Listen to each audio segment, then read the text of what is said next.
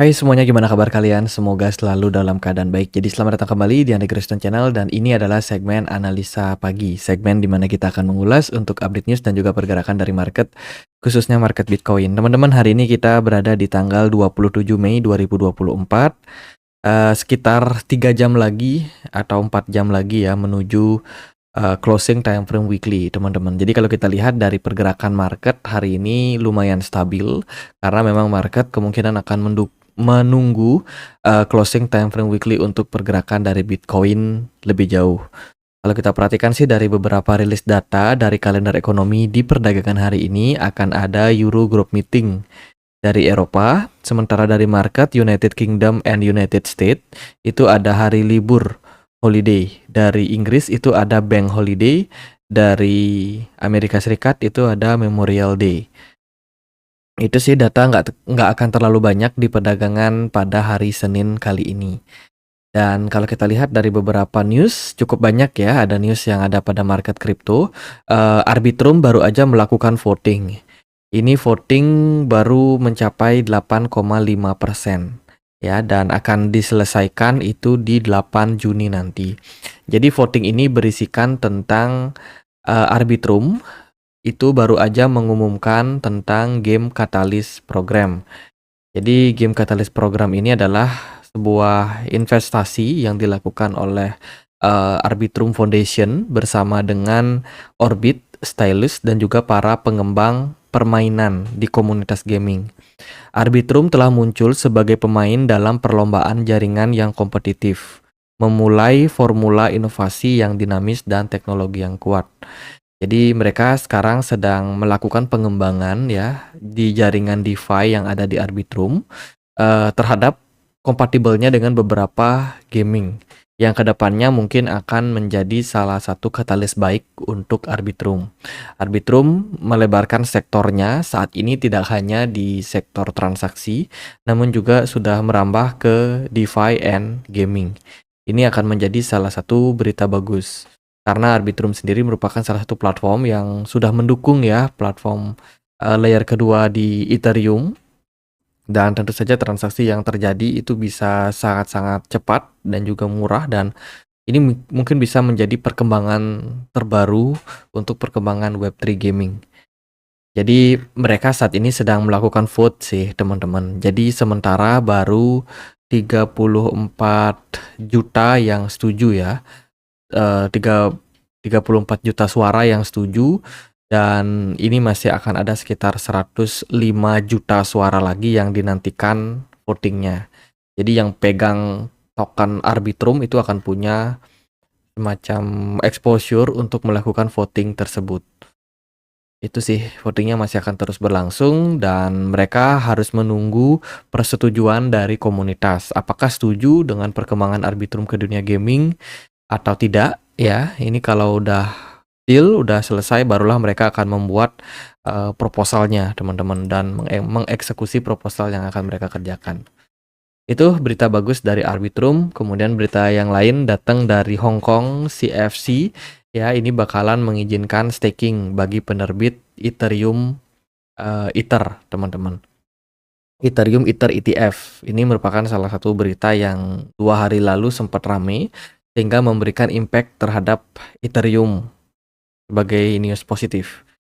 Jadi kalau staking ini berhasil, maka nanti penerbit daripada Ether, penerbit dari ETF Ethereum yang sudah bisa diperdagangkan di Hong Kong ini kemungkinan akan dapat bunga kayak apa ya, kalau di saham itu kayak dividen teman-teman.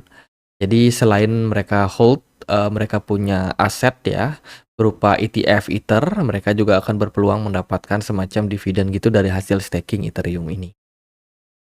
Lalu dari berita yang lain, kemarin Donald Trump cukup ramai diperbincangkan karena Donald Trump pidato terkait dengan dukungannya terhadap market kripto. Wah, ini udah mulai ya rame tentang pemilu teman-teman, dan kandidat-kandidat juga sudah akan mencoba untuk mencuri perhatian dan juga mencuri hati calon pemilih nanti. Jadi siap-siap nih, Donald Trump tampaknya akan maju sebagai kandidat kuat dari Partai Republikan ya. Dan ya kita akan nantikan seperti apa berita-berita terbaik berita-berita yang bikin orang makin FOMO terhadap market kripto. Karena mungkin ada beberapa pilihan calon mereka yang pro ataupun kontra terhadap kripto. Kemudian dari berita yang lain, kemarin ada kasus terkait dengan token bernama Normi. Itu karena exploit teman-teman cukup besar. Ini adalah sebuah meme token yang kemarin rug pull sampai 99,99% nyungsep disebabkan karena 100% dana mereka itu dibawa lari oleh hacker. Dan sisanya itu bisa dibilang sebagian kecil, 10%-nya itu dikabarkan sudah setuju untuk diberikan kepada hacker, dan 90%-nya itu akan dikembalikan. Sementara 10%-nya lagi itu bakalan di-keep oleh hacker, teman-teman. Jadi dari komunitas developer Normi sudah setuju dengan hal tersebut. Oke, ini meme tokennya ya. Mungkin teman-teman ada yang mantau, bagi teman-teman yang mungkin suka untuk mencari token-token meme yang market cap kecil, yang tentunya belum listing di banyak exchange besar. Selalu hati-hati bagi teman-teman yang suka nyari airdrop. Kalau yang nyari airdrop dapat gratisan sih nggak masalah ya. Tapi kalau yang membeli token-token yang market capnya kecil, yang belum listing di banyak exchange, memang punya potensi keuntungan yang tinggi, namun juga punya potensi kerugian. Jadi pinter-pinter jaga money management kalian. Kemudian kita lihat dari berita Ethereum ETF launch, diprediksi akan launching di next month. Ini masih berupa prediksi dan belum ada pernyataan resmi. Kalau kita lihat dari berita, saat ini Ethereum ETF itu kan sudah mendapatkan approval terkait dengan proposal 19B strip 4 ya. Dan kita masih menunggu proposal S1-nya, teman-teman. Dan proposal S1 ini bakalan menjadi event penting untuk Ethereum ETF sudah bisa mulai diperdagangkan. Jadi kalau untuk saat ini masih belum, dan dari salah satu analis itu melihat bahwa ada kemungkinan proses daripada approval ini akan memakan waktu sampai 2 minggu minimal, teman-teman. Jadi kalau seandainya nih ETF dari Ethereum ini sudah bisa mendapatkan approval terkait dengan proposal S1-nya, bisa jadi akan mulai bisa diperdagangkan di bulan depan. Jadi itu ibaratnya estimasi terbaiknya lah, teman-teman, sekitar 2 minggu gitu. Tapi kalau ternyata lebih lama ya bisa jadi diundur sampai beberapa bulan ke depan. Oke, menarik karena kita masih menunggu adanya inflow besar masuk ke Ethereum. Dan sementara itu pergerakan dari Ethereum kalau teman-teman perhatikan itu naik sendiri. Dibandingkan dengan altcoin, Ethereum naik sekitar 3% di perdagangan hari ini, dan altcoin semuanya pada merah. BTC Dominance itu turun. Ini mengindikasikan bahwa aliran dana banyak yang berfokus ke Ethereum. Nah, Ethereum yang naik sendiri. Kemudian teman-teman, Ondo Finance, salah satu kripto yang saat ini cukup ramai karena kemarin sudah menembus harga Rp20.000, yang mengindikasikan bahwa Ondo Finance ini punya potensi. Ondo Finance salah satu token yang belum listing di exchange besar sekelas Binance, terutama di market spotnya.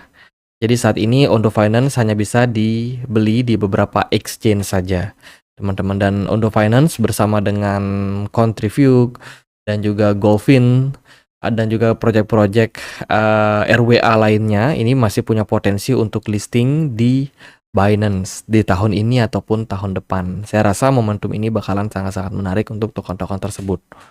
Ya, jadi ada banyak token yang punya potensi kayak ya ini Ondo, CFG, GFI, CTC, kemudian CHEX, lalu LCX, Rio, dan kawan-kawan.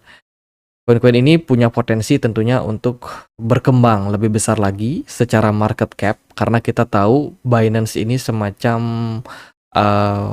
kolam yang sangat-sangat besar di mana banyak sekali dana di sana, banyak user yang pakai exchange tersebut, dan menjadi exchange terbesar saat ini di dunia, teman-teman.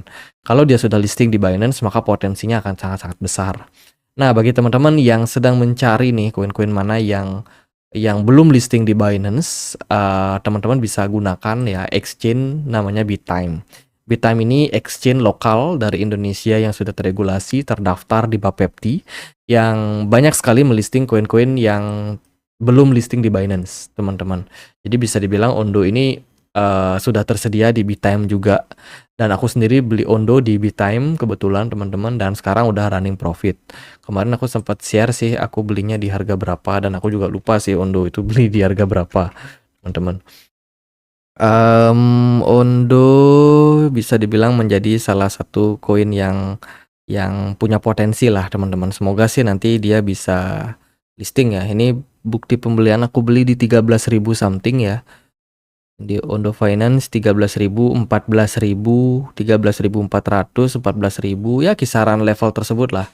Jadi sekarang udah lumayan running ke 20.600. Mungkin masih bisa naik lebih tinggi lagi. Kemarin secara teknikal dia udah breakout ya, dan ini memberikan potensi yang besar sekali buat Ondo naik ke level-level lebih tinggi. Jadi kalau diestimasikan harganya sekarang ada di 1,2 dolar, teman-teman. 1,2, 1,3 dolar lah. Ya, semoga masih bisa running gitu. Jadi kalau teman-teman lagi nyari nih exchange mana ya yang banyak listing token-token baru yang lagi hype, bisa pakai Bittime. Bittime juga ngadain event ya, ada 3 juta Palapa token yang sedang mereka sharing, teman-teman. Buat teman-teman yang mau ikutan, teman-teman bisa ikut campaign-nya, mumpung masih belum berakhir. Masih ada sekitar 11 hari lebih lagi yang bisa teman-teman ikuti campaign-nya. Jadi buat pengguna baru terutama ya, bisa langsung daftar, deposit, teman-teman. Nanti teman-teman akan berpeluang mendapatkan peluang untuk airdrop Palapa token ini. Ya, teman-teman juga bisa dapatin poin lebih banyak, sehingga teman-teman berpeluang untuk memperbesar peluang kalian untuk dapatin token airdrop ini secara gratis. Itu. Jadi yang mau ikutan ya gitu, silahkan untuk daftar ya. Linknya bisa teman-teman cek di kolom deskripsi video ini. Gitu sih kalau kita lihat dari pergerakan chart ya, saat ini Bitcoin overall bisa dibilang mengalami tren sideways ongoing untuk closing time frame weekly sekitar 4 jam ke depan. Dan dari time frame daily, pergerakan Bitcoin masih cukup strong, berada di kisaran level 69.000, 68 ribuan something. Closing time frame daily, kalau kita closing di harga saat ini, itu akan mengindikasikan hal yang positif untuk market. Ya, namun tetap sebenarnya pergerakan Bitcoin ini masih bergerak terbatas, cenderung sideways terbatas. Kalau teman-teman perhatikan, dia di time frame weekly kita lihat ada potensial untuk create sebuah triangle, teman-teman, segitiga yang mana kita masih akan bergerak semakin lama semakin sempit, mengerucut, barulah nanti akan ada potensi kenaikan ataupun penurunan. Dari pola ini tentunya punya dua potensi, dan ada beberapa level yang akan menjadi penentu, teman-teman. Jadi kurang lebih siklus pergerakannya berpeluang akan seperti ini, semakin lama semakin kecil. Nah, kita sekarang harus melihat nih kemana arah kedepannya pada Bitcoin. Let's say kalau pergerakannya memang benar seperti ini, maka akan ada beberapa level-level yang bisa teman-teman perhatikan.